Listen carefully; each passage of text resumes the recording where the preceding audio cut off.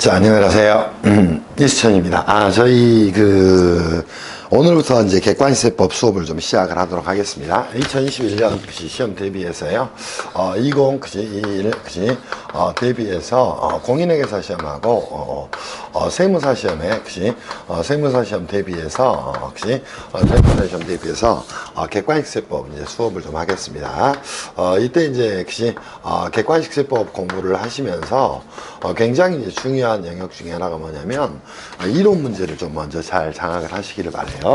제가 이제 올해 교재를 출간했는데 이 교재는 객관식세법에 이제 부제를 좀 달았어요. 아직은 뭐 많이 모자랄 수도 있는데 2021 객관식세법이라고 이야기를 했고요.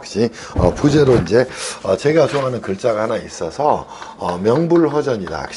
이렇게 이제 객관식세법 교재에 대한 제목을 좀 달았어요.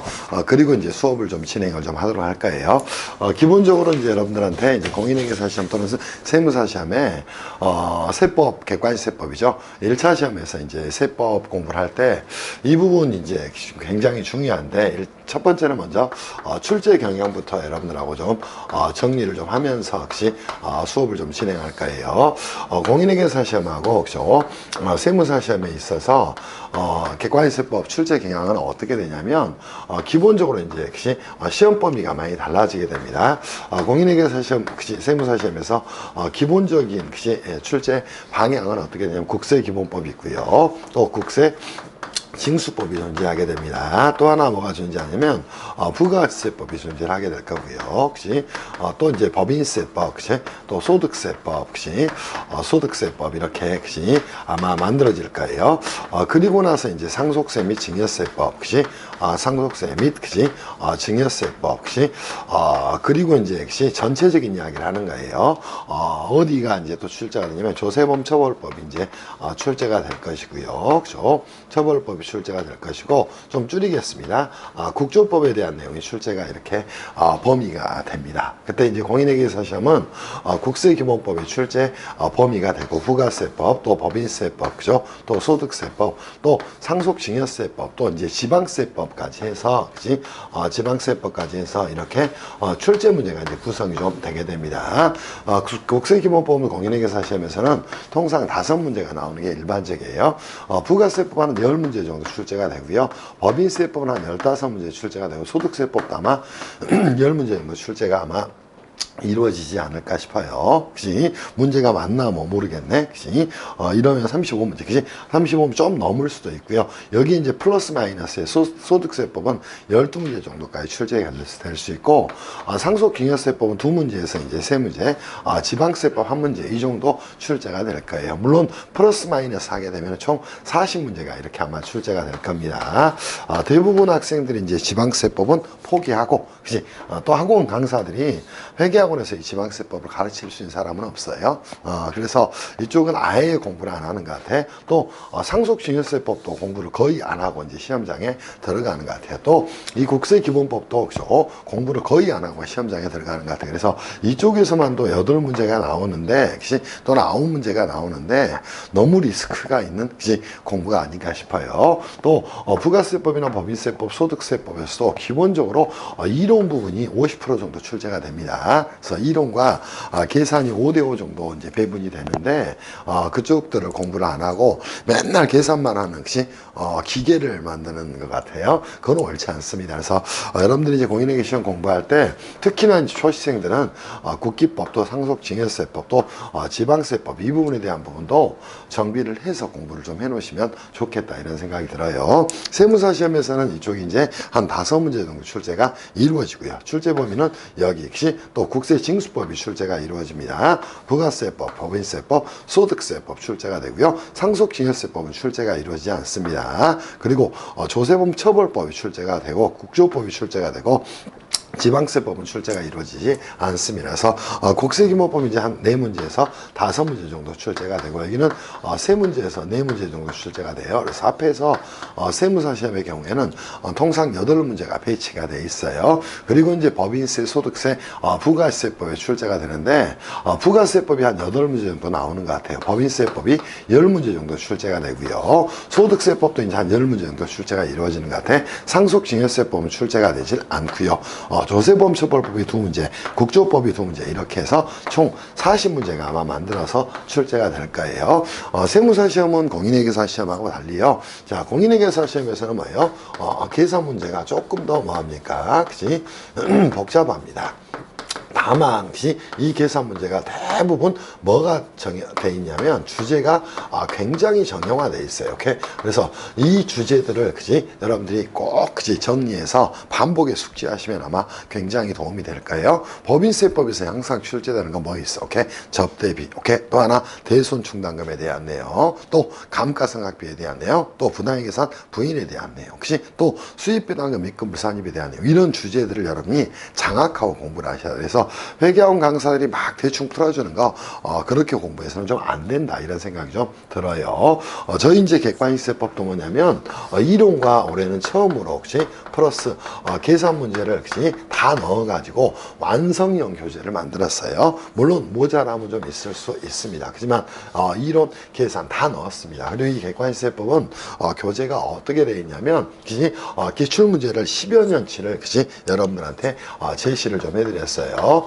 기출을 10여 년치를 전부 10여 년 분을 전부 이제 수록을 좀 했습니다. 그래서 기출 10여 년 분 수록을 전부 다 했고, 자, 뭐 했냐면 아주 자세한 해설을 통해서 여러분들한테 정비를 좀 해드렸어요. 그리고 2020년 올해죠. 12월 초에 통과한 국회의 본조의 규정들은 거의 다 반영을 했습니다. 그래서 그렇게 여러분들이 좀 생각하시면 될 것이고, 제가 이제 국회 의안정보 시스템을 가서 이 부분을 점검을 하고 정리를 했어요. 주제가 정형화되어 있기 때문에 계산 문제가 복잡하더라도 그다지 어려운 내용은 아닙니다. 세무사 시험의 경우에는 이론이 거의 70% 가까이 출제가 됩니다. 오케이? 그렇기 때문에 계산 문제보다는 이 이론을 중심으로 여러분들이 공부하시는 게 훨씬 더 좋다 이런 생각이 들어요. 그래서 세무사 시험 공부하는 분들은 뭐 하셔야 되냐면 기본적으로 계산은 간단한 계산 중심으로 정리를 좀 해가시면 돼요. 그리고 맨날 출제되는 것들을 가지고 출제하니까 이 이론 문제를 장악하는 게 훨씬 더 중요한 내용이 될 거예요. 혹시 그렇다면 공인회계사 시험에 출제 경향은 어떻게 될 것이냐? 자, 이론이 한 55에서 60% 출제가 되고 계산이 한 45에서 40에서 45% 정도 출제가 됩니다. 그리고 세무사 시험은 이론이 한 70% 정도 출제가 돼요. 저희 수업은 이제 어떻게 진행을 할 거냐면 국세 기본법부터 해서요. 국세징수법도 수업을 하고 부가세, 법인세, 소득세, 또 상속증여세 이렇게 수업을 좀 해갈 거예요. 그래서 지금 당장 이제 시험은 공인회계사 시험 2월 말에 치러지게 되니까요. 공인회계사 시험 공부하는 중심으로 국세기본법, 또 부가세법, 또 법인세법, 소득세법, 상증세법 이렇게 이제 수업을 좀 먼저 정리를 좀 해드리겠습니다. 자, 저희 교재가 지금 현재 제작 중에 있을 거예요. 그치? 교정은 마쳤는데 모자람이 좀 있을 수는 있어요. 그렇지만 제가 자부하는 바는 뭐냐면 이 객관식세법의 이론이라든가 계산이라든가 여기에 대해서 해설이 기존 교재와는 굉장한 차원이 다릅니다. 오케이? 차원이 다른 좀 해설을 해놨어요. 그래서 이해를 시킬 수 있도록 굉장히 많이 노력을 했다. 이렇게 생각하시면서 여러분들이 잘 따라오시면 되지 않을까 싶어요. 지금부터 이제 여러분들하고 수업을 진행해서 이 국세 기본법부터 출발 좀 해보겠습니다. 교재는 이제 항상 공부를 할 때는 목차부터 공부를 하셔야 돼요. 그래서 제 1편으로 가서 저희가 뭐를 볼 거냐면 국세 기본법 가서 정리를 좀 할 거예요. 국세기본법에 대한 부분은 올해 이제 개정 내용이 있다면 2021 개정사항이에요. 2021 개정세법에서는 가장 크게 바뀐 게 뭐냐면 크게 이제 국세기본법에 있는 내용들이 국세징수법으로 이관이 됐습니다. 그래서 국세기본법에 있는 규정들이 상당히 뭐예요?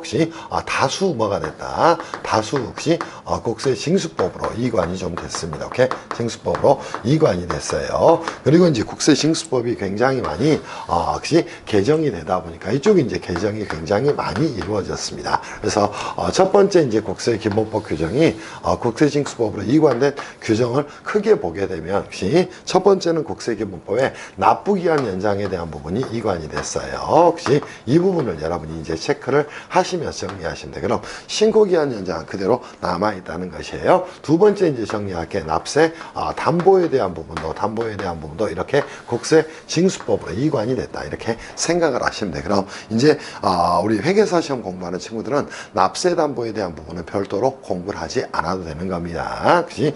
또 하나 용어가 이제 정비가 됐는데 뭐냐면 국세징수법에서 체납처분이라는 용어가 이렇게 강제징수라는 용어로 변경이 됐어요. 그치? 그렇게 정리하시고 또 하나는 납세 고지서하고 그죠? 고지서하고 그죠? 납부 통지서라는 용어가 뭐로 바뀌었냐면 그죠? 이렇게 납부 고지서라는 용어로 바뀌게 됩니다. 오케이? 이런 것들이 이제 커다란 개정 내용이 될 거예요. 그리고 국세징수법에 양도자본권자의 물적 납세 의무에 대한 부분은 국세기본법으로 좀 이관이 됐습니다. 그래서 이런 것들이 그지 크게 개정 내용이 됩니다. 그리고 이제 국세기본법에 또 이제 어떤 내용이냐, 징수법에 어떤 내용이냐면 독촉하고 납부채고에 대한 내용이 있어요. 독촉하고 이 납부채고에 대한 용어가 어떻게 바뀌었냐면 자 그냥 독촉이라는 용어로 통합이 됐습니다. 오케이? 이런 것들이 개정사항이다 이렇게 좀 정리를 좀 해놓으셔야 돼. 그 외의 개정사항으로는 뭐가 있냐면 이 국세기본법에 고액상습 체납자의 명단 공개에 대한 제도예요. 고액상습 체납자의 명단 공개에 대한 부분이 체납자의 명단 공개에 대한 부분이 어디로 이관이 됐냐면 국세징수법으로 이관이 됐어요. 그래서 이런 부분들이 이제 중심이다 이렇게 생각하면서 따라오시면 될 것 같아요. 그래서 크게 올해 국세기본법에서 많이 바뀐 내용보다는 여러분들이 이제 용어, 체납처분이라는 용어가 강제징수로 바뀌었다. 또 납부기한 연장이라든가 납세담보 이런 것들이 전부 다 어디로 국세징수법으로 이관이 됐다. 이렇게 생각하시면서 공인회계사 시험 공부하는 분들은 이 부분에 신경을 별로 안 쓰셔도 될 거예요. 다만 세무사 시험 공부하는 분들은 징수법이 이제 한 4문제까지도 나오니까 이런 용어들을 잘 정리하셔야 될 것 같아요. 그리고 납세고지서, 납부통지서가 이제 납부고지서 이런 용어로 바뀌었고요. 독촉이나 납부채고가 독촉도로 바뀌었다. 이렇게 정리하길 바랍니다. 그리고 고액상습 체납자도 어디로 갔냐면 명단 공개와 더불어서 이제 감치제도가 신설이 됐어요. 감치제도가 신설이 되다 보니까 이 감치제도하고 더불어서 어디로 가게 됐냐면 국세징수법으로 이관이 됐다 이렇게 생각하시면서 개정세법은 이 정도구나 국세기본법에서 이렇게 여러분이 정리를 좀 해놓으시면 되지 않을까 싶어요. 그런 상태에서 이제 체납처분은 강제징수로 바뀌었구나, 그런 국세우선권에 있어서 이런 내용들을 좀 흡수를 해서 공부를 해야 되겠구나 이렇게 좀 생각하시면서 공부를 좀 해가시기를 바랍니다. 자, 지금부터 이제 국세기본법으로 가서 여러분들하고 수업을 좀 진행을 할 거예요. 자, 한번 잘해봅시다. 잘해보고, 그죠? 제가 강의력 자체는 충분히, 노량진이든, 또 회계학원이든, 충분히 검증을 받은 사람이고, 제가 이제 20천.com을 운영을 하는 건 뭐 때문이냐면, 제가 알고 있는 지식들을 모자라지만 여럿이 나누고, 살고 싶은 생각이 있어서 그래요. 앞으로는 이제 어느 정도 재정적인 부분이 여유가 좀 있어지게 되면 제가 많은 기여를 또는 지식 기부를 좀 하면서 살고 싶습니다. 자, 지금부터 여러분하고 국세기본법 가서 정리하겠습니다. 제 1편 가서 국세기본법에 항상 이런 공부를 할 때는 여러분이 뭘 하셔야 되냐면 목차를 잡고 공부를 하셔야 돼요. 국세기본법은 저희가 이제 올해는 목차를 좀 줄였습니다. 총칙 부분을 먼저 정리할 거예요. 여기서는 조세총론이라든가 조세총론에 대한 기본적인 내용을 정리하셔야 돼. 두 번째 이제 정리할 부분이 있다면 자, 뭐에 대한 내용을 정리하셔야 돼요. 용어의 정의 부분을 정리하셔야 됩니다. 세 번째 이제 정리할 내용이 있다면 법인 아닌 단체에 대한 부분을 정리하셔야 돼. 그리고 네 번째는 이제 기한 연장에 대한 부분을 정리하셔야 돼요. 다섯 번째는 서류 송달에 대한 부분을 정리를 좀 하시기를 바랍니다. 그리고 나서 이 장은 국세 부과의 원칙에 대해서 여러분하고 정리를 할 거예요. 그리고 3장에서는 세법 적용의 원칙에 대해서 여러분하고 정비를 좀 하겠습니다. 그리고 이제 4장에서는 납세무의 성립, 확정, 소멸에 대해서 정리를 할 거예요. 성립 또 확정, 또 소멸에 대해서 여러분들하고 정비를 좀 해갈 겁니다. 그리고 이제 5장에 있는 내용, 제가 이제 순서가 좀 헷갈릴 수 있는데, 기한후 신고, 그죠? 기한후 신고, 그죠? 또, 수정 신고, 그지? 또, 경정 청구 등에 대해서, 청구 등에 대해서 여러분들하고 정리를 할 거예요. 그리고 나서 이제 납세무의 확장 제도를 가서, 정비를 좀 할 겁니다. 이때 이제 국세기본법에서 우리가 2차 납세부를 치는 출자자의 범위를 조금 더 명확하게 한 부분이 개정 내용 중에 하나가 됩니다. 이 납세무의 확장은 납세무의 승계, 연대 납세무, 또 제2차 납세무 이렇게 나눠질 수가 있게 되는가, 그렇게 정리를 좀 하겠습니다. 그리고 나서 이제 여러분하고 정리할 게 뭐가 있냐면, 납세무의 확장 다음에 뭐 있지? 그지? 그 다음에 납세무의 확장 다음에, 그지? 가산세 부과 감면 이런 것들은 뭐 존재하겠네. 가산세 부과와, 그지? 감면에 대한 부분 정리를 할 거고요. 또 국세 환급금하고, 그지? 환급 가산금에 대해서 여러분하고 정리를 할 거예요. 환급 가산금에 대해 정리를 할 거고, 또 하나 이제 정리할 게 있다면, 그치? 국세와, 그치? 다른 채권과의 관계에 대해서 아마 정리할 거예요. 이거는 목차가 약간 달라질 수 있어요. 그래서 국세 우선권, 그치? 국세와 다른 채권의, 그치? 다른 채권의 관계에 대해서 여러분하고 정리를 좀 해 놓을 것이고요. 그치? 또 하나 이제 뭐가 있냐면, 국세 불복 절차에 대해서 여러분하고 정리할 거예요. 그치? 그리고 이제 마지막으로 납세자의 권리 보호와, 그치? 납세자의 권리 보호와 보칙에 대해서 여러분들하고 좀 정리를 할 거예요. 납세 이제 권리 보호 쪽에서는 뭐가 세무조사하고 가세는 적부심사가 핵심적인 내용이 되겠죠. 이 중에 이제 가장 중요한 내용은 시험에 나옵니다. 총칙 규정은 거의 출제가 이루어져요. 그리고 납세무 성립확정소멸은 거의 출제가 이루어진다, 그렇게 생각하셔야 됩니다. 그리고 이 납세무의 확장제도도 여러분한테 시험에 굉장히 출제가 많이 이루어집니다. 오케이?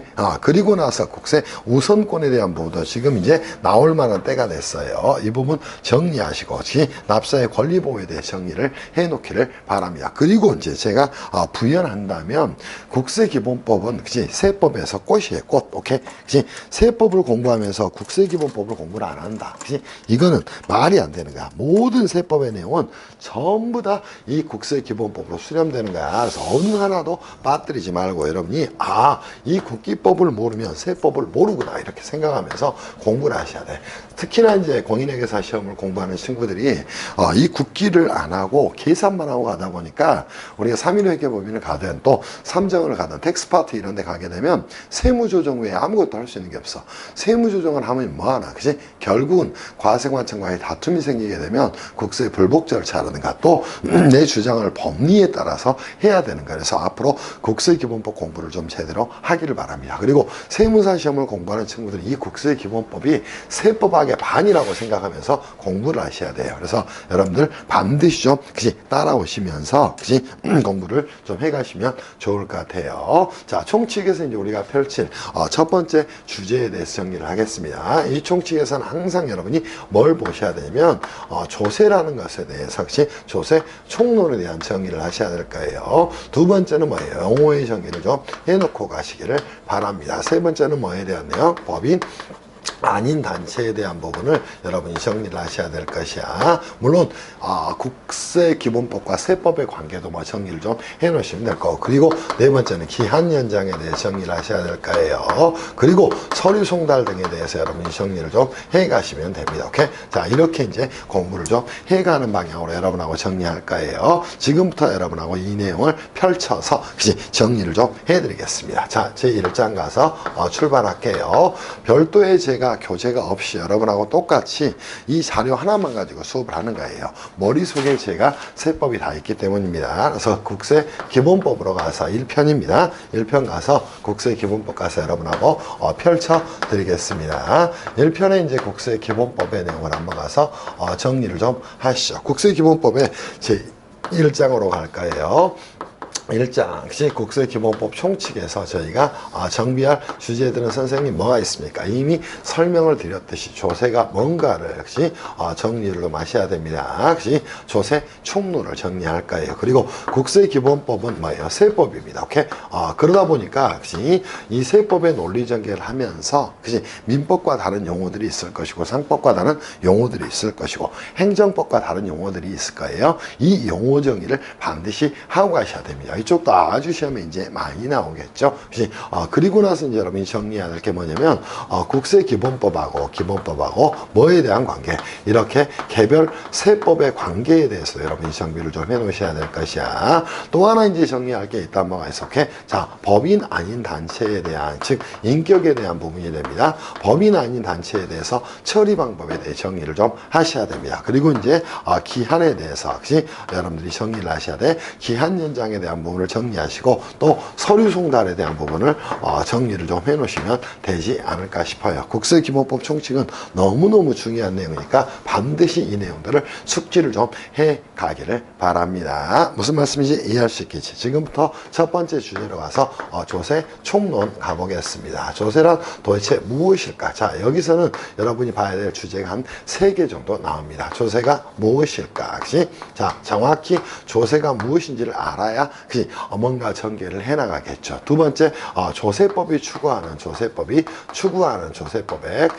기본 원칙 2가지에 대해서 여러분이 정비를 좀 하고 가셔야 돼. 하나가 뭐 있다? 조세 법률주의가 존재하게 됩니다. 또 하나 뭐가 존재하냐면 조세 평등주의가 존재를 하게 됩니다. 자, 이 부분들을 정비를 하고 가셔야 돼. 또 하나 조세를 분류하는 것에 있어서 객관식 수업이니까 뭐 이 정도 해도 충분할 거예요. 저희 수업의 장점은 객관식을 하는데도 이론 정비를 다 해드리는 겁니다. 조세를 크게 이제 국세와 지방세로 나눌 수가 있는데 이때 국세와 지방세 범위 등에 대해서 여러분이 정리를 하시면 돼요. 그럼 조세 한번 멋지게 정리 한번 해볼까요? 자, 첫 번째 가서 이제 정리를 좀 해보도록 합시다. 조세 총론 가서 이제 정리를 해 놓으시면 되겠지. 조세란 무엇이다, 이렇게 정리를 하셔야 돼. 조세의 의의로 가겠습니다. 멋지게 한번 정리하시죠. 국가 또는 지방자치단체가 좀 줄이겠습니다. 자, 재정 수입을 조달할 목적으로, 재정 수입을 뭐할 목적으로? 조달할 목적으로. 자, 뭘 하게 되는가? 일정한 과세 요건을 뭐 하는 자에게? 충족하는 자에게, 충족하는 누구에게? 자에게. 자, 뭐 없이, 직접적 반대급부 없이, 반대급부 없이, 직접적으로 뭔가를 주지 않는다는 거예요. 자, 뭐 하는? 부과하는 뭐를 말한다? 부과하는 금전 지급 의무를 뭐라고 이야기를 한다? 조세다, 이렇게 이야기를 하게 되는 겁니다. 그럼 주어가 이제 나왔어요. 자, 국가가 조세 채권자가 되는 경우, 지방자치단체가 조세 채권자가 되는 경우, 이 국가가 조세 채권자가 되는 경우는 국세라고 이야기를 하게 되는 겁니다. 그리고 지방자치단체가 조세 채권자가 되는 조세를 지방세라고 이야기하는 겁니다. 그래서 국가 또는 지방자치단체가 재정 수입을 조달할 목적으로, 그럼 재정 수입에 대한 부분은 이제 재정학 쪽에서 다루겠죠. 오케이? 그리고 재정 지출을 위한 수입이 됩니다. 재정 수입에는 조세 수입과 조세 외 수입 또는 국채 등의 발행을 통한 수입, 이런 것들이 존재하게 됩니다. 그때 이제 가장 큰 게 뭐다? 조세가 되는 겁니다. 자, 세 번째, 일정한 과세 요건을 충족하는 자에게, 자, 이때 이제 조세법의 가장 중요한 내용이 뭐다? 이 과세 요건을 정확하게 파악하는 것이에요. 그럼 과세 요건에는 뭐가 있다? 첫 번째, 과세 대상. 두 번째, 뭐가 있다?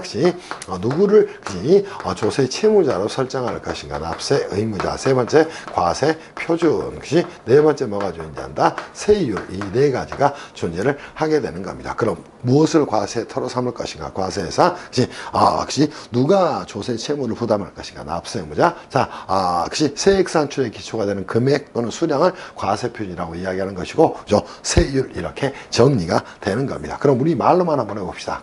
부가세법의 과세대상은 뭐가 돼? 사업자가 하는 재화의 공급 또는 용역의 공급 또는 재화의 수입이 되겠죠. 자, 법인세법의 과세대상은 뭐가 돼? 법인의 소득이 되는 것이에요. 소득세법의 과세대상은 뭐가 될까? 개인의 소득이 되는 겁니다. 이 개인을 거주자와 비거주자로 쪼개는 것이야. 그러면 상속증여세법의 과세대상은 뭐가 될까? 상속세의 경우에는 상속재산가액이 되는 거예요. 증여세의 경우는 증여에 의해서 무상으로 취득한 재산의 가액이 되는 것이다. 이렇게 이제 여러분이 잡으셔야 돼. 그래서 이 과세 대상을 어떻게 잡냐가 굉장히 중요한 내용이 됩니다. 그리고 자, 납세의무자는 과연 누굴 것인가? 부가세법에서는 사업자와 재화를 수입하는 자, 법인세법에서는 법인, 오케이? 그리고 소득세법에서는 거주자 또는 비거주자, 상속증여세법에서는 통상적으로 이제 거주자와 비거주자가 되겠죠. 과세표준은 뭐다? 세액 산출의 기초가 되는 금액 또는 수량을 말하는 겁니다. 그래서 여러분이 이 과세 요건을 장악하는 건 세법에서 가장 중요한 내용 중에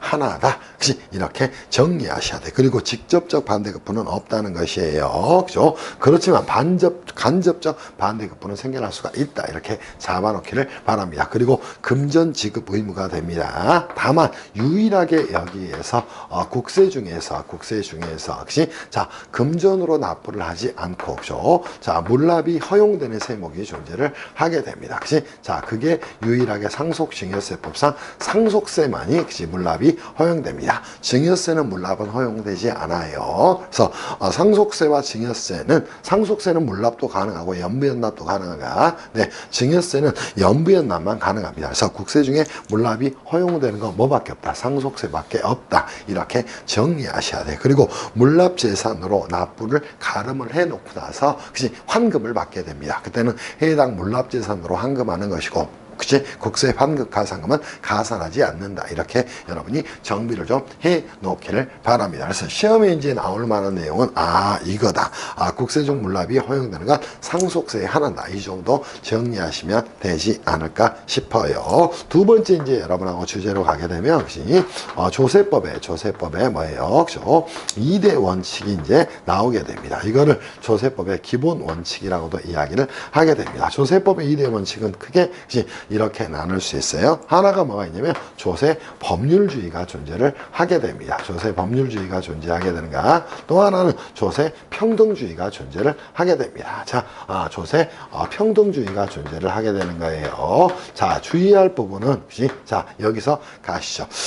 조세는 반드시 뭐예요? 국민에게 그치?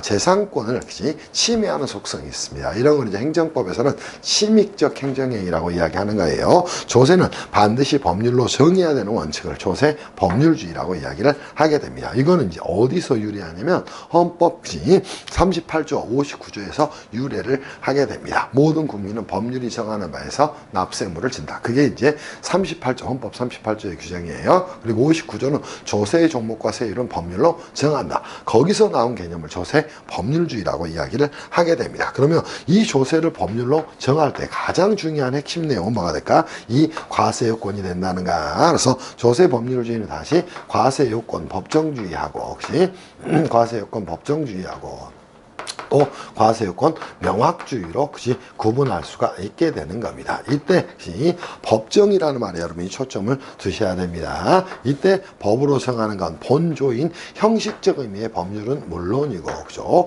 자, 뭐 할 수도 있다는가? 대통령령이나 그치 불령에도 그치 불령에 의해서 정할 수 있다는 겁니다. 이때 이제 대통령령과 불령을 뭐라고 이야기하냐면 행정입법이다 이렇게 이야기를 하게 되는 거예요. 그리고 이거는 국회가 정하게 됩니다. 그러면 자, 국회에서는 이 행정입법에 이렇게 위임을 할 수가 있다는 거예요. 이때 절대 뭐는 금지된다. 오케이? 자, 개별적 구체적 위임만 가능하지 포괄 위임은 금지가 되는 것이다. 포괄 위임은 금지가 되는 것이다. 얘를 포괄위 금지의 원칙이라고 이야기를 하게 됩니다. 즉 국회에서 정한 법률의 규정을 자, 이 행정입법인 대통령령과 불령으로 위임할 때는 포괄 위임은 금지되는 거예요. 시험 가끔 나오죠. 개별적 구체적 위임만 가능하지 포괄 위임은 허용되지 않는다. 이렇게 정리를 좀 해놓기를 바랍니다. 그리고 나서 두 번째 주제가 뭐가 돼? 항상 뭐예요? 조세는 침익적 행정행위가 되고 광의의 행정법의 영역이 되는 것이야.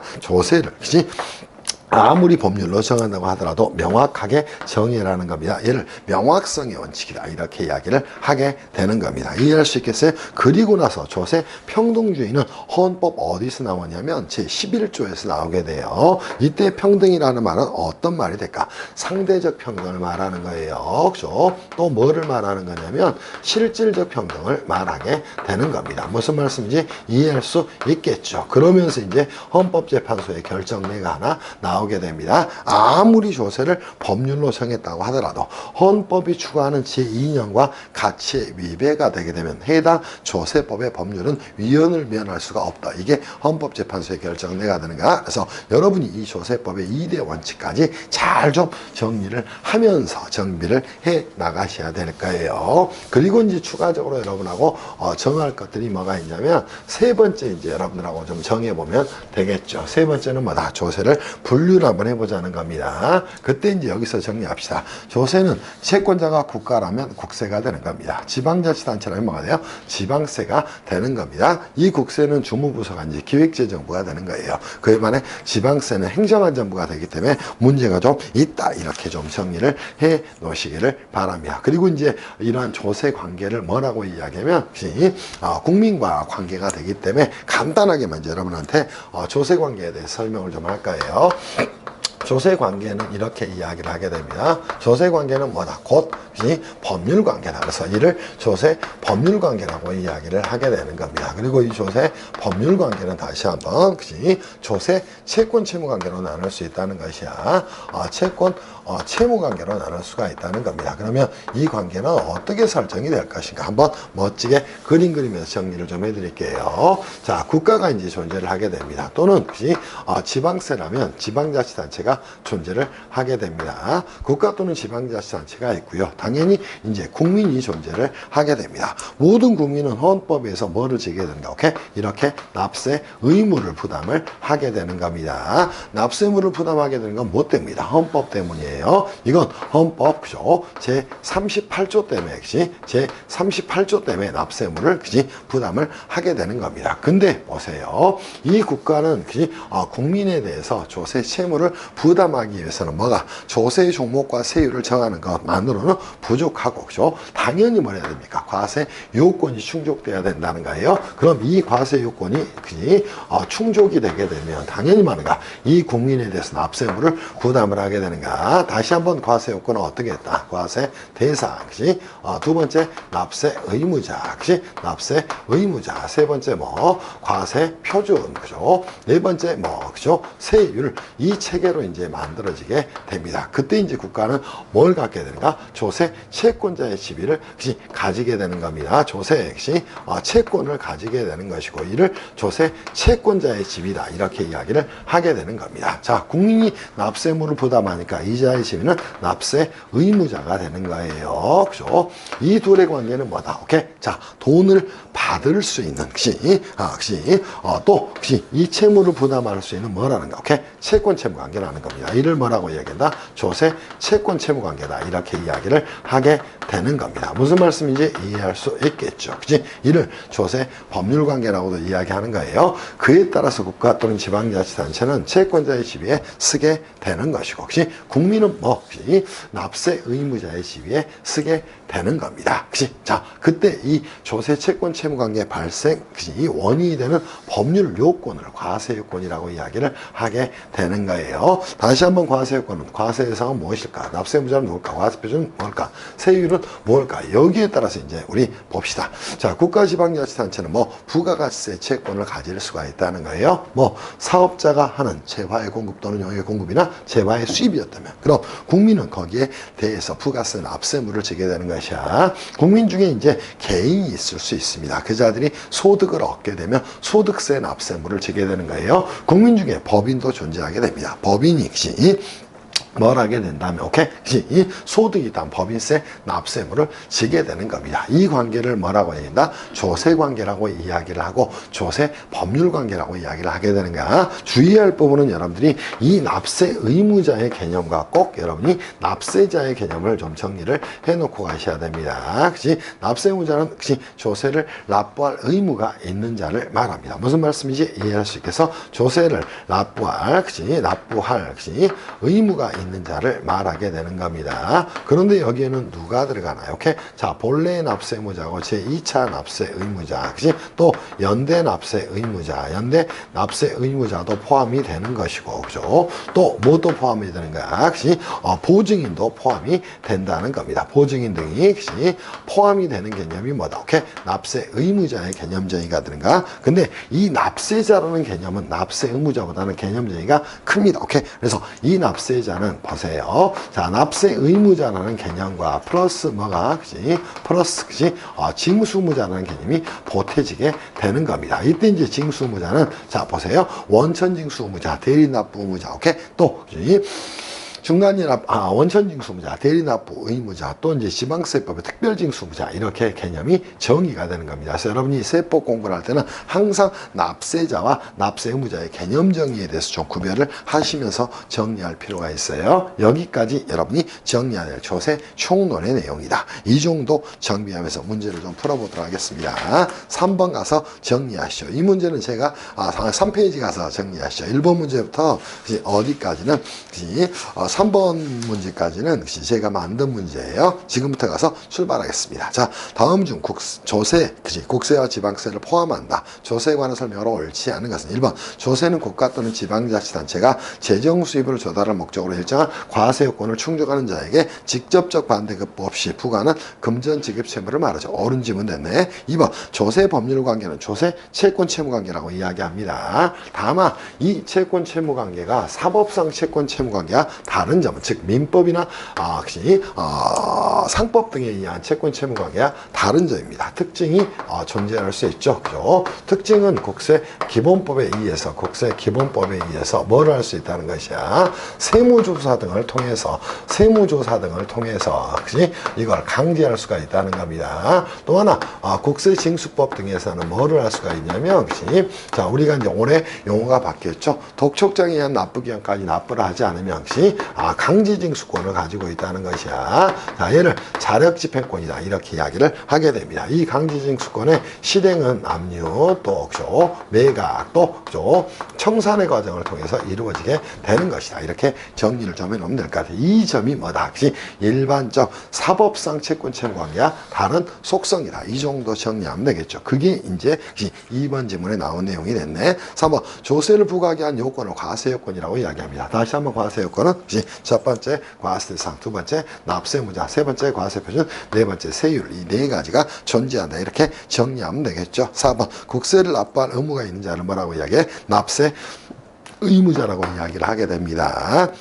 이 납세무자에는 본래 납세무자, 2차 납세무자, 연대 납세무자도 포함이 되죠. 그런데 누구도 보증인도 포함이 된다는 사실에 주목하셔야 돼. 그래서 이 내용은 2020년도에 공인회계사 시험에도 출제가 됐던 내용이야. 반드시 정리하셔야 돼. 다만 이 납세자와 납세무자의 차이에서는 납세자의 개념 정의가 조금 더 크다. 이렇게 잡아놓기를 바랍니다. 5번 조세 중 국세는 조세 채권자가 국가인 경우를 말하게 되죠. 지방세는 조세 채권자가 지방자치단체인 경우를 말하는 거예요. 국세와 지방세의 구분은 조세 채권자가 누구인가에 따라서 구별을 하는 것이다. 이미 설명을 했던 거니까 충분히 장악할 수가 있겠죠. 문제 하나를 풀기 위해서 이런 작업이 필요한 거예요. 이렇게 정비를 해놓기를 바랍니다. 2번 가서 이제 여러분하고 정리하시죠. 자, 2번 문제는 이 조세법의 기본 원칙을 가지고 문제를 출제했네요. 다시 한번 조세법의 기본 원칙은 조세 법률주의와 조세 평등주의로 나눌 수 있다는 것이에요. 자, 지금부터 가서 정리합시다. 이때 조세 평등주의는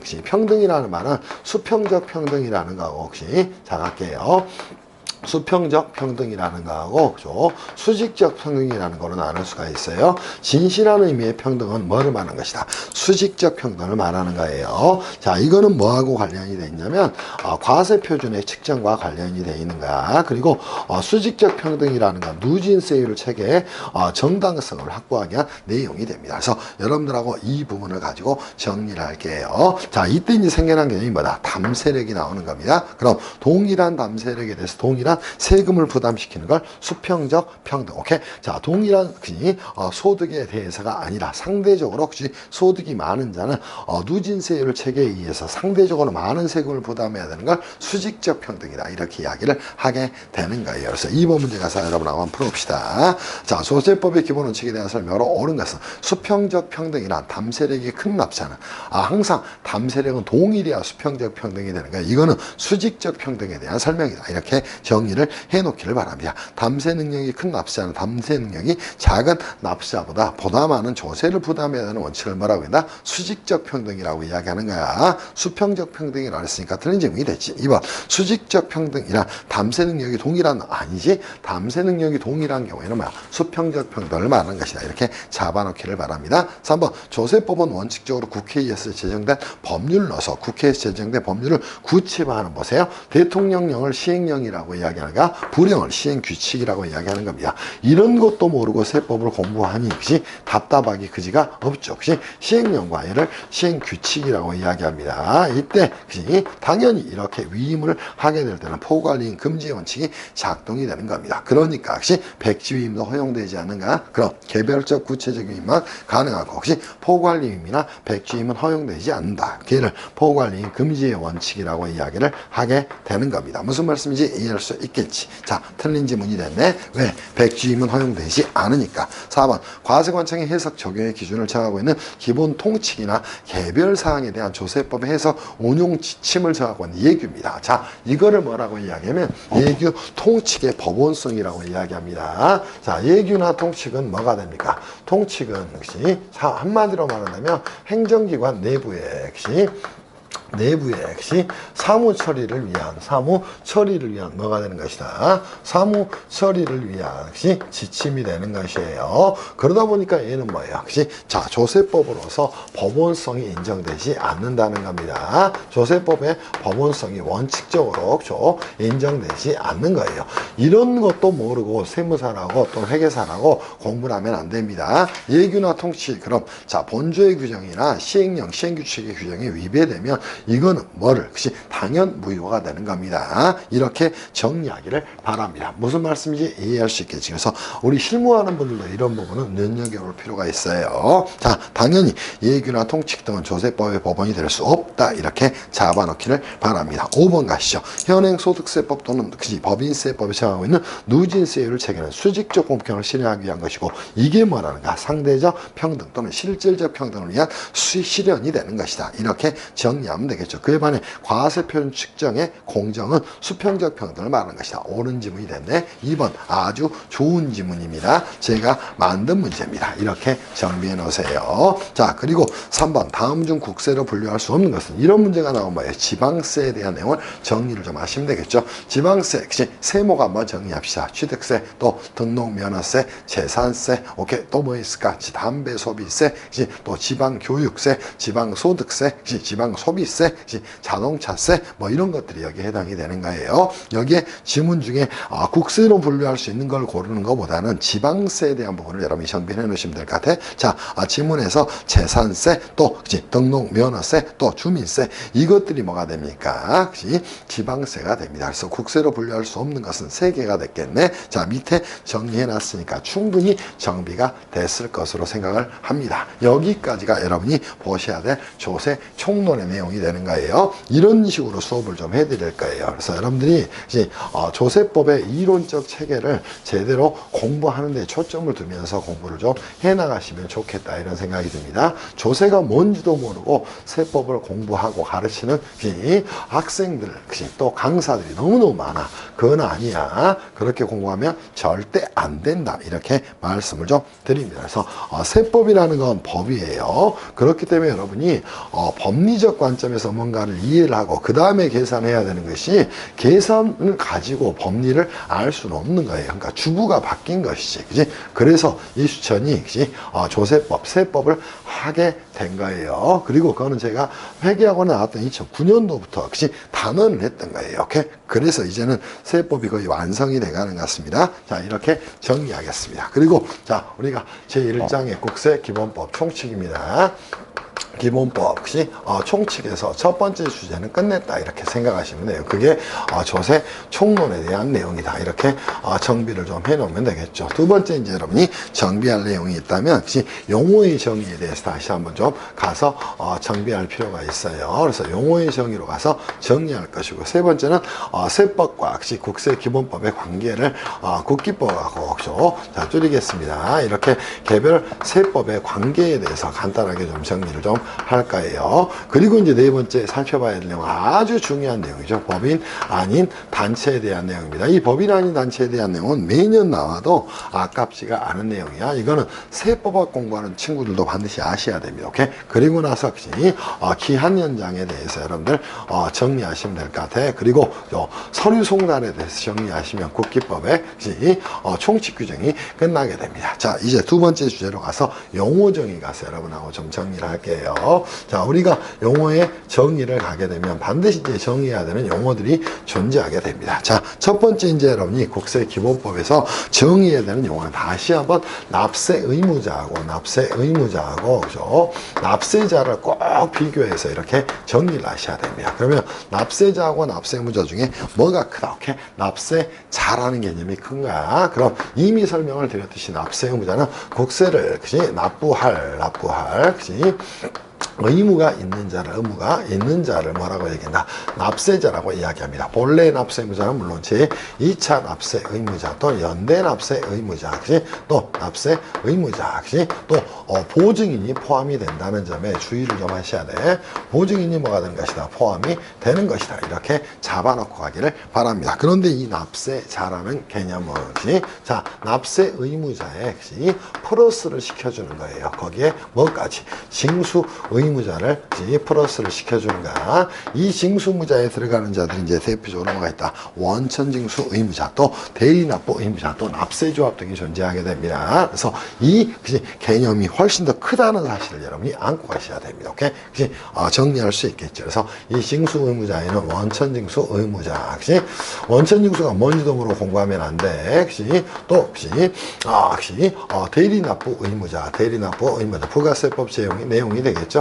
대리납부 의무자, 또 납세조합 등이 포함이 된다.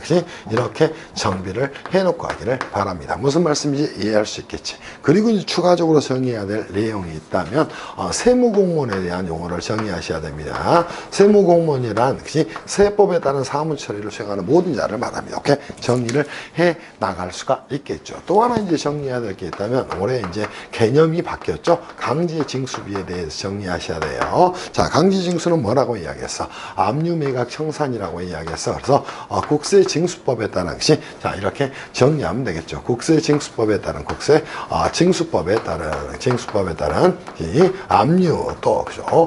매각, 또 그죠? 청산의 과정에서 발생하는 뭐를 말하는 오케이? 비용을 강제징수이다. 이렇게 이야기를 하게 됩니다. 그리고 이제 또 하나 정의해야 될 건 특수관계인 정도, 이런 것들을 정리를 좀 해놓으시면 되겠죠. 특수관계는 항상 뭐예요? 자, 친족관계, 경영지배관계, 경제적 연관관계에 있는 자를 말한다. 이렇게 정리하시면 돼요. 그래서 친족관계라든가, 또 경제적 지배관계라든가, 지배관계라든가 또는 경영 지배관계에 있는 자를 말한다. 이렇게 여러분이 정비를 해놓고 가셔야 돼. 있는 자를 말하게 됩니다. 가장 중요한 건 뭐예요? 일방만 특수관계가 되게 되면, 일방만 특수관계가 되더라도 쌍방 모두 특수관계로 처리를 하게 된다. 쌍방 모두 뭐가 되는 것이다? 특수관계가 되는 것이다. 이렇게 여러분이 잡아놓고 가서 정리를 해놓으면 되겠지. 객관식 수업이야, 이론 수업이야. 이 정도는 여러분이 잡고 가셔야 됩니다. 반드시 이 부분들을 정비를 좀 해놓으시면 될 것 같아요. 그 내용이 이제 4번 문제에 나왔네. 지금부터 4번, 5번 봅시다. 국세기본법상 용어의 정의에 대한 설명으로 옳지 않은 것은 1번 세무공무원은 국세청장, 지방국세청장, 세무사 그 소속 공무원뿐만 아니라 세법에 따라 국세에 관한 사무를 관장하는 세관장이 관장하는 경우에 그 소속 공무원도 포함이 되는 거야. 이 세무공무원은 세법에 따른 사무처리를 수행하는 모든 자를 말하는 것이다. 이렇게 여러분이 잡아놓기를 바랍니다. 2번 역시 가산세 나왔죠. 세법에 따른 산출세액의 가산에 징수하는 금액을 말하죠. 가산금은 현재 국세기본법에서는 없어졌어요. 국세징수법도 없어졌어. 대신 이 가산금이라는 건 국세기본법의 납부지연 가산세로 통합이 됐다. 이렇게 정리를 좀 해놓기를 바랍니다. 옳은 질문이 됐죠. 3번 자, 항상 조세와 공과금은 구별하셔야 됩니다. 공과금이란 국세징수법에서 규정하는 강제징수의 예에 따라 징수할 수 있는 채권 중 국세, 관세, 임시수입, 부가세, 지방세와 이에 관계되는 가산금이 강제징수비를 제외한 걸 말합니다. 왜 선생님 가산금을 놔뒀습니까? 이거는 지방세법에서는 가산금이 남아있어요. 그렇게 이해를 좀 해 놓으시기를 바랍니다. 4번 납세의무자는 연대납세의무자, 2차 납세의무자, 보증인은 포함하지. 그렇지만 누구는 포함하지 않아? 원천징수무자는 포함하지 않는가? 이유는 이 원천징수무자는 징수무자에 속하게 되는 것이야. 이런 용어들을 여러분이 안고 공부를 좀 해 가시기를 바랍니다. 5번 과세표준이란 세법에 따라 직접적으로 세액 산출에 기초하는 금액 또는 수량을 말한다. 이렇게 정리를 해 가면 되겠죠. 그죠? 그리고 이제 5번 가서 다시 한번 납세무자에 대한 개념 정의를 하고 가시길 바랍니다. 자, 국세기본법상 납세무자에 대한 설명이다. 옳지 않은 것은 1번 나왔죠. 납세무자는 세법에 따라 국세를 납부할 의무가 있는 자를 말하죠. 징수무자는 포함되지 않는 거야. 다시 한번 주의를 좀 해놓기를 바라요. 이유는 이 징수무자들은 기본적으로 뭐가 됩니까? 오케이? 납세자의 범위에는 포함이 되는 거야. 이렇게 여러분이 공부를 좀 해가시기를 바랍니다. 그래서 답은 1번이 됐네. 2번 제2차 납세무자는 납세자가 납세물을 이행할 수 없는 경우에 납세자를 가름해서 납세물을 지는 자를 말하죠. 이를 보충적 납세물을 지는 자라고 이야기를 하게 됩니다. 3번 납세 고지에 관한 서류는 연대 납세무자 모두에게 각각 송달돼야 되겠죠. 자, 4번 세무공무원이 국세의 과세 표준을 조사 결정할 때는 납세무자가 계속해서 적용하고 있는 기업 회계 기준 관행 시으로서 일반 공정하고 타당하다고 인정되는 것은 존중해야 되죠. 세법에 특별한 규정이 있는 것은 그러하지 않죠. 예를 뭐라고 이야기해? 기업회계 존중이라고 이야기하는 거예요. 그죠? 자, 5번 제2차 납세무자로서 납부통지를 이제는 납부고지서라고 이야기해야 될 건데 납부통지서를 받은 자가 세법에 따른 처분으로 인해서 권리나 이익을 침해에 당하게 될 이해관계에 해당하는 경우 위법부당한 처분을 받은 자의 처분에서 불복 청구를 할 수 있겠죠. 그래서 여기서도 여러분한테 이 납세자와 납세의무자의 용어 구분에 대한 내용이 나왔어. 그래서 꼭 이렇게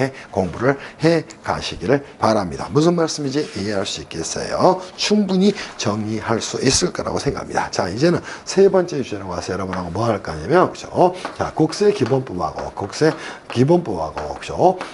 개별세법의 관계에 대해서 여러분하고 간단하게 정리를 좀 해드릴 거예요. 자, 뭐에 대한 개별이라고도 이야기하고 세법의 관계다 이렇게도 이야기를 좀 하겠습니다. 자, 이때 이제 국세기본법은 뭘까요? 국세에 관해서 기본적이고 공통적인 사항을 정하고 있는 뭡니까? 세법에 대한 일반법입니다. 자, 그에 반해서 뭐예요? 자, 개별세법이라는 건 과세 요건하고 뭐를 납세 절차를 규정하고 있는 납세 절차를 하고 있는 규정하고 있는 법률을 말한다 이렇게 정리하면 되겠죠. 이것도 크게는 세법이 되는 겁니다. 그러면 국세기본법은 기본적인 공통적인 사항입니다. 그렇다면 얘네들에 대해서 관계는 어떻게 될 것인가? 의의를 정리를 한다면 이 모습이 될 거예요. 그죠? 자, 국세기본법은 이렇게 범위가 큽니다. 오케이? 그리고 나서 개별세법은 이렇게 안에 자리 잡게 됩니다. 개별세법은 안에 자리 잡게 되는 거예요. 그치? 다시 한번 개별세법은 과세요건과 납세 절차 등을 규제하고 있는 세법이 됩니다. 그러면 법의 관계에서 얘는 특별법이 되는 것이야. 그치? 자, 그리고 나서 얘는 뭐가 되는 것이야? 일반법이 된다는 겁니다. 무슨 말씀인지 이해할 수 있겠지. 그때는 법 적용의 우선순위에 있어서 특별법이 우선 적용되는 겁니다. 이를 특별법 우선의 원칙이라고 이야기하는 거야.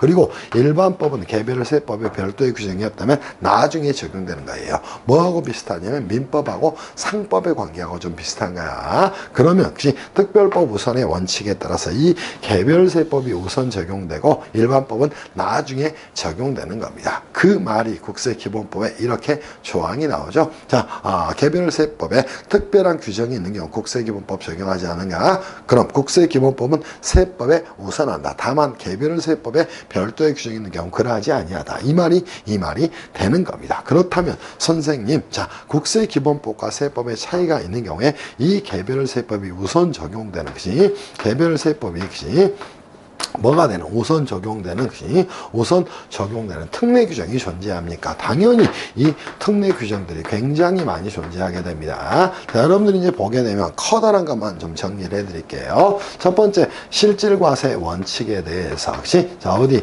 법인세법에서 대표자 상여 등에 대한 처리를 할 수 있다는 것이야. 이 부분은 기본적으로 뭐가 이렇게 개별세법에 특례 규정이 적용되는 것이다. 이렇게 정리하면 되겠죠. 두 번째 연대납세 의무에 대해서 개별세법에 특례 규정이 존재하죠. 그게 소득세법의 공동사업에 대한 특례 규정이 되는 것이에요. 무슨 말씀인지 이해할 수 있겠어요? 또 하나, 물적 납세 의무에 대해서도 개별세법의 특례 규정이 존재하죠. 그죠? 자, 뭐냐면 국세기본법에서 양도담보권자의 물적 납세물을 두고 있는데 우리 상속증여세법하고 부가세법에서는 수탁자의 물적 납세물을 두고 있어요. 그 부분들 정비를 좀 해가시면 될 것 같아요. 또 하나 뭐 있어?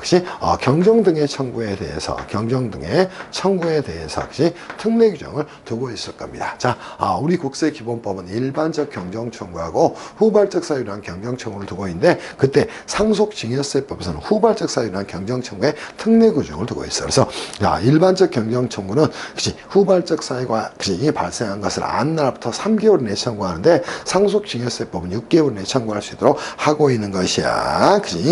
그런 내용들이 또 하나 국세 환급금 등에 대해서 환급금 등에 대해서는 자, 어디에서 부가세법에서 조기 환급에 대한 특례 규정 등을 두고 있다. 오케이? 이런 것들은 개별 세법의 내용과 국세기본법의 상호관계를 여러분 이해를 하셔야 정리할 수 있는 것이야. 그래서 6번, 7번 문제는 여기에 대한 내용이 되는 겁니다. 6번 가시죠. 자, 국세기본법은 세법에 우선하에 적용하는 것이 원칙이나 일부 규정에 대한 특례 규정을 세법에 두고 있는 경우 그 세법에 따른다. 자, 여기에 해당하지 않는 것을 한번 정리하면 될까요? 국세 환급금의 충당과 환급, 경정청구. 오케이? 다 나와 있잖아. 여기서 국세 환급금에 대한 내용 1번 지문 나와 있지? 자, 두 번째 뭐 있어? 물적 납세의무에 대한 내용 3번 지문에 나와 있죠. 오케이? 경정청구에 대한 내용 4번 지문에 나와 있네. 연대 납세의무에 대한 내용 어디에 나와 있어? 5번에 나와 있습니다. 그래서 주요 특례 규정은 이거야. 근데 앞 글자 따고 외우는 친구들 있고 강사들 중에 이거를 앞 글자 따서 열 몇 개씩 빠가사리들이야. 그런 강사들은 수업 듣지 마세요. 무슨 그런 게 강사야, 그치? 그건 아니야. 그래서, 여기서는 뭐다, 그치? 자, 우리가, 정리해야 될 부분은, 그치? 국세부가 제척기간에 대해서는 개별 세법의 특례 규정이 없구나. 그런 국세부가 제척기간은 상속세 증여세를 제외하고는 5, 7, 10이구나. 오케이? 상속증여세의 경우는 10, 15가 되구나. 다만, 여객거래에 대해서는 15의 특례 제척기간이 적용되구나. 이렇게 정리를 좀 해놓으시면 되지 않을까 싶어요. 충분히 정리됐을 것으로 생각합니다. 자, 7번 문제 가서 여러분한테 정리를 할까요? 국세기본법은 세법에 우선해서 적용됩니다. 다만 세법의 특례 규정을 두고 있는 경우 그 세법에 따르는데 다음 중 국세기본법 규정이 세법에 항상 우선하는 것은 어떤 거? 즉 개별 세법의 특례가 적용되지 않는 건 어떤 건가? 이걸 물어본 거야. 그러면 납세의 성립과 확정에 대해서는 개별 세법에 규정을 두고 있나 안 두고 있나? 전혀 안 두고 있어. 그거는 국세기본법의 제4장 또는 5장에 쓰고 있다는 것이야. 답은 2번이 됐네. 이렇게 여러분이 잡아 놓으시기를 바랍니다. 충분히 이해했을 것으로 생각합니다. 그리고 이제 범위나 이 단체에 대한 부분하고 기한 연장에 대한 부분은 잠시 쉬었다가 여러분한테 정리를 해드릴 거예요. 거의 세법에 있어서 차원이 다른 수업을 하고 있으니까 여러분이 이 수업 들으면서 부디 세법에 자신감을 가지고 도움이 좀 되시길 바라요. 세법은 법학이에요. 응? 다만 계산이라는 수단이 필요한 법학이다 이런 생각하면서 공부를 하시면 아마 좋은 결과가 있을 겁니다. 잠시 쉬었다 하겠습니다.